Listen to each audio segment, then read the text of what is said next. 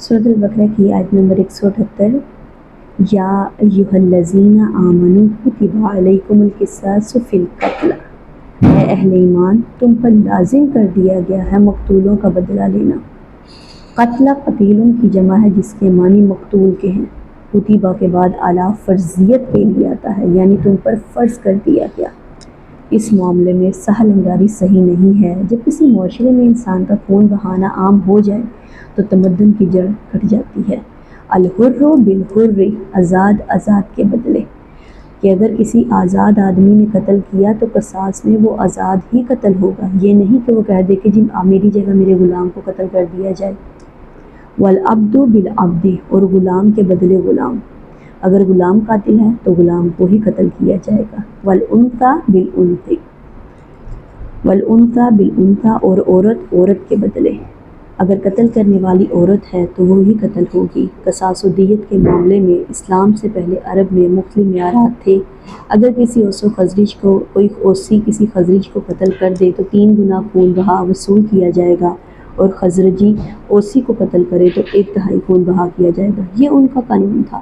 اسی طرح آزاد اور غلام میں بھی فرق روا رکھا جاتا تھا، لیکن شریعت اسلامی نے اس ضمن میں کامل مساوات قائم کی اور زمانہ جاہلیت کی ہر طرح کی عدم مساوات کا خاتمہ کر دیا۔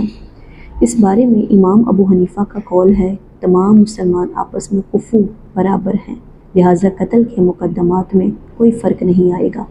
فمن عفی لہ من اخیہ شیء، پھر جس کو معاف کر دیا جائے کوئی شے اس کے بھائی کی جانب سے، یعنی مقتول کے ورثہ اگر قاتل کو کچھ رائے دے دیں کہ ہم اس کی جان بخشی کرنے کو تیار ہیں، چاہے وہ خون بہا لے لیں چاہے ویسے ہی معاف کر دیں، تو جو بھی خون بہا طے ہوا ہے اس کے بارے میں ارشاد ہوا فاتباع بالمعروف واداء الیہ باحسان، تو اس کی پیروی کی جائے معروف طریقے پر اور ادائیگی کی جائے خوبصورتی کے ساتھ۔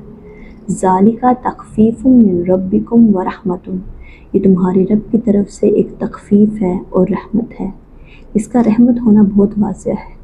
اگر یہ شکل نہ ہو تو پھر قتل در قتل کا سلسلہ جاری رہتا ہے، لیکن اگر قاتل کو لا کر مقتول کے ورثہ کے سامنے کھڑا کر دیا جائے کہ اب تمہارے ہاتھ میں اس کی جان ہے، تم چاہو تو اس کو قتل کر دو، اور اگر تم احسان کرنا چاہو اس کی جان بخشی کرنا چاہو تو تمہیں اختیار ہے، چاہو تو ویسے ہی بخش دو، چاہو تو خون بہا لے لو۔ اس سے یہ ہوتا ہے کہ دشمنوں کا دائرہ سمٹ جاتا ہے، بڑھتا نہیں۔ اس میں اللہ کی طرف سے بڑی رحمت ہے۔ اسلامی معاشرے میں قاتل کی گرفتاری اور قصاص کی تنفیذ حکومت کی ذمہ داری ہوتی ہے، لیکن اس میں مدعی ریاست نہیں ہوتی۔